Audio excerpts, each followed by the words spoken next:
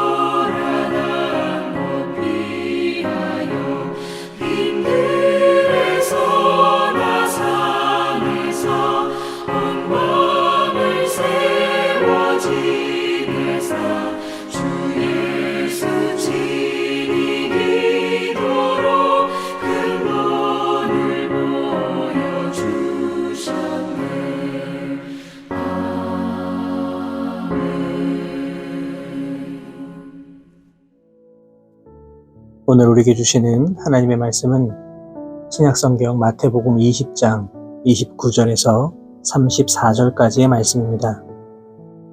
마태복음 20장 29절에서 34절까지의 말씀을 제가 받들어 봉독하겠습니다. 그들이 여리고에서 떠나갈 때에 큰 무리가 예수를 따르더라.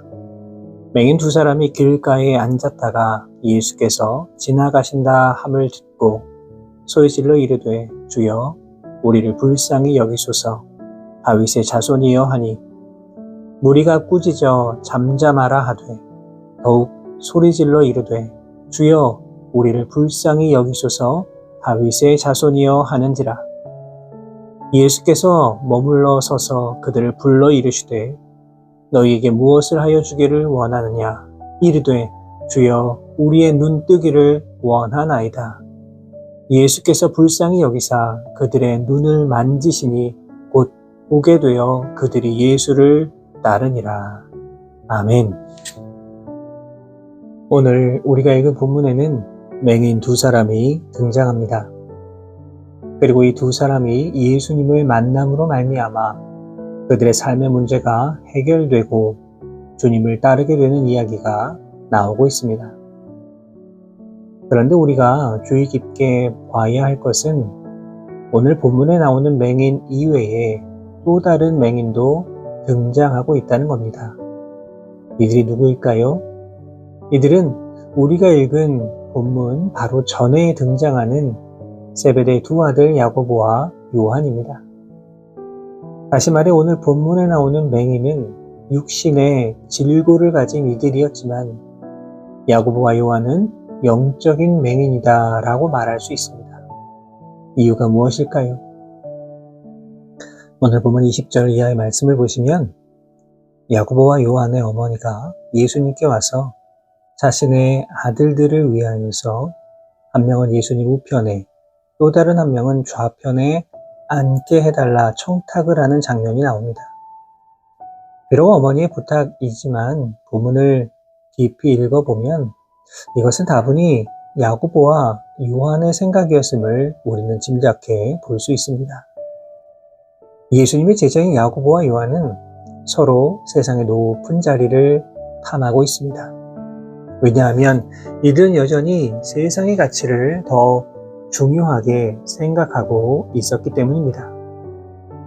예수님께서는 자신의 죽음을 앞두고 앞으로 다가올 고통과 고난과 또 십자가의 죽음을 예언하셨지만 이들에게 이러한 것들은 중요한 문제가 아니었습니다. 다시 말해 영적으로 맹인이었기 때문에 이러한 것들이 전혀 보이지 않았던 것입니다. 반면 오늘 본문에 나오는 두 맹인은 어떠합니까? 비록 육신의 눈은 감겨 있었지만 영의 눈은 밝히 뜨고 있음을 보게 됩니다. 그렇기 때문에 이들은 예수님께서 자신들을 구원해 줄 메시아임을 영적인 눈으로 볼 수가 있었던 겁니다.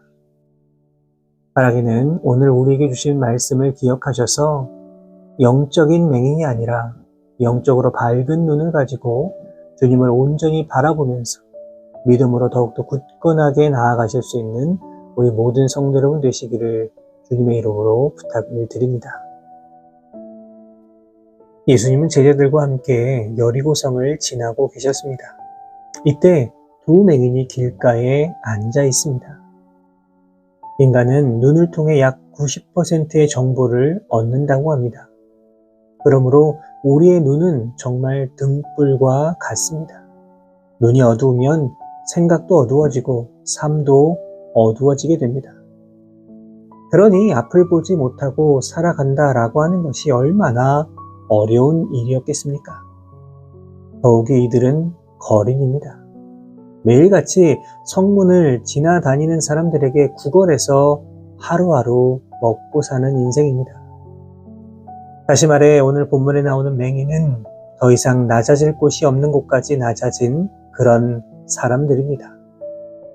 그런데 어느 날 이들이 사람들이 웅성거리는 소리를 듣게 됩니다. 아마도 이들은 분명 무슨 일이 벌어진 거냐 물었을 겁니다. 그러자 사람들이 예수님이 오셨다는 이야기를 들려주게 됩니다.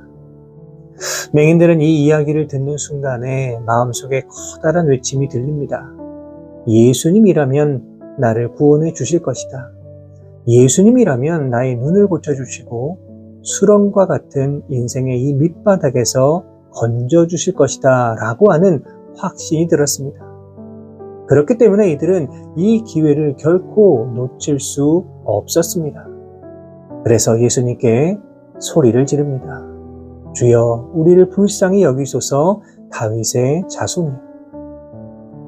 이들은 지금 간절한 마음으로 예수님께 매달리고 있습니다. 다시 말해 자신에게 찾아온 이 소중한 기회를 놓치지 않기 위하여 자신이 할 수 있는 최선의 노력을 다하고 있는 것입니다. 우리에게도 이와 같은 열심이 있어야만 합니다. 여러분, 기회라고 불리는 것이 우리의 인생 가운데 자주 찾아오지 않습니다. 무엇보다 예수님을 만날 수 있는 기회가 다가온다면 우리는 무조건 그 기회를 잡아야만 합니다. 어떤 어려움이 있더라도 예수님과 함께 할 수 있는 기회라고 한다면 그 기회를 잡기 위해 노력해야만 합니다. 우리가 예수님을 만날 수 있는 기회가 늘 주어지는 것이 아닙니다. 전도서를 보시면 천하의 범사가 기한이 있다라고 말합니다. 또한 고린도후서 6장 2절의 말씀을 보시면 이르시되 내가 은혜 베풀 때에 너에게 듣고 구원의 날에 너를 도왔다 하셨으니 보라 지금은 은혜 받을 만한 때요 보라 지금은 구원의 날이로다 라고 기록되어 있습니다. 다시 말해 우리가 은혜를 받을 만한 때, 구원의 때를 놓치면 안 됩니다. 그렇다면 어떻게 이 기회를 잡을 수 있습니까? 그것은 오늘 본문에 나오는 맹인처럼 주님을 향해 부르짖는 것입니다. 하나님은 우리의 간구를 들으시고 우리의 부르짖음을 들으실 준비가 되어 계십니다. 그렇기 때문에 우리가 부르짖어 기도할 수 있는 그 시간이 참으로 소중한 것입니다.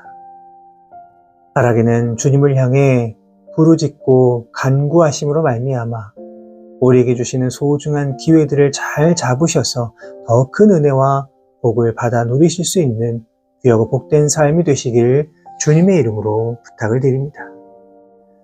오늘 본문의 두 맹인은 이 기회를 놓치지 않기 위해 정말 절박한 심정으로 부르짖습니다. 얼마나 크게 소리를 질렀는지 주변에 있던 사람들이 시끄럽다고 좀 조용히 하라고 말합니다. 하지만 이들은 이 기회를 놓칠 수가 없었습니다. 그래서요, 이전보다 더 크게 소리를 질렀습니다. 예수님을 향하여 우리를 좀 구원하여 달라고 더 큰 소리로 부르짖었습니다. 여러분, 우리의 기도도 이와 같아야 합니다. 우리가 작정하고 기도하다 보면, 그래서 간절히 기도하다 보면 이 기도를 방해하는 일들이 생겨날 때가 있습니다. 또 부르짖고 간구하여도 내 기도에 응답이 없는 것처럼 느껴질 때도 있습니다. 여러분, 그러나 지금 당장 응답이 없다고 하여도 우리는 이 부르짖음을 결코 포기해서는 안 됩니다. 예레미야 33장 3절 말씀에 너는 내게 부르짖으라. 내가 내게 응답하겠고 내가 알지 못하는 크고 은밀한 일을 내게 보이리라 분명히 기록되어 있습니다. 우리가 기도의 자리마다 바로 이와 같은 마음으로 주님 앞에 부르짖어 기도하며 나아갈 수 있어야만 합니다. 들어주시면 들어주시고 안 들어주셔도 괜찮다는 그런 마음으로 대충 기도하면 우리의 기도는 결코 응답되지 않습니다. 내가 오늘 이 기회를 놓치면 절대로 안 된다는 마음을 가지고 기도의 시간마다 간절하게 부르짖어 기도할 때에 우리의 기도가 하늘 보좌에 다 응답되어질 수 있을 것이라고 믿습니다. 이제 예수님은 그들의 간절한 부르짖음을 들으시고 머물러 서서 이들을 부르십니다. 이들은 한 걸음에 예수님께 달려 나왔습니다. 예수님은 이들에게 물으십니다. 너희에게 무엇을 하여 주기를 원하느냐? 예수님께서 이들이 무엇을 원하는지 몰라서 다시 물으신 것이 아닙니다. 이들이 간구하는 것이 무엇인지 주님은 이미 다 알고 계십니다. 그럼에도 불구하고 이들에게 물으신 것은 바로 이들의 믿음을 다시금 확인하기 원하셨던 것입니다. 이에 이들은 망설이지 않고 외칩니다. 주여, 우리의 눈뜨기를 원하나이다. 이제 간절한 마음으로 자신의 소원을 이야기한 맹인들 어떻게 되었습니까? 본문 34절의 말씀입니다. 예수께서 불쌍히 여기사 그들의 눈을 만지시니 곧 보게 되어 그들이 예수를 따르니라. 이들의 간절한 간구를 통해 예수님은 이들을 만나주셨고 이들의 소원을 아시고 그들의 눈을 만져주심으로 말미암아 그들의 눈이 떠지는 놀라운 역사가 일어났습니다. 사랑하는 여러분, 우리는 지금 어떠한 기도의 제목을 가지고 있습니까? 우리에게 정말 이 맹인들과 같은 간절함이 있습니까? 중요한 것은 우리의 기도가 응답받기 위해서는 맹인들이 예수님을 만났던 것처럼 우리도 먼저 예수님을 만나야만 합니다. 우리 곁을 지나가시는 우리 주님이 우리를 볼 수 있도록 소리 높여 부르짖어야 합니다. 우리가 예수님을 만나고 예수님 안에 거하게 될 때에 우리의 삶에 주님 주시는 더 큰 은혜와 복이 넘쳐나게 될 줄로 믿습니다. 이 시간 주님이 나의 손을 붙들어 주실 때 나의 삶 가운데 불가능이 없음을 여러분 기억하시기를 바랍니다. 주의 손이 함께 하실 때 기적이 일어나고 주님의 손이 역사하실 때 나의 삶이 변하고 가정이 변하고 나의 일터가 변하게 될 줄로 믿습니다.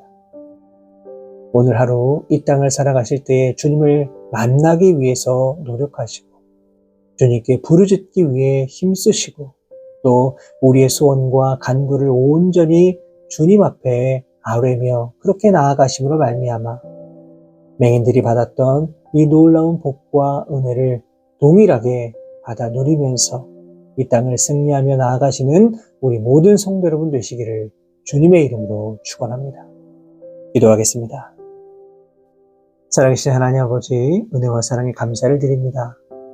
우리를 사랑하셔서 말씀을 통해 우리의 심령을 새롭게 하시고 또 우리의 연약함을 돌아볼 수 있도록 인도해 주시니 감사를 드립니다. 사랑의 하나님, 오늘 우리에게 주신 말씀 우리 마음 가운데 새기며 나아갈 수 있도록 인도하여 주옵소서.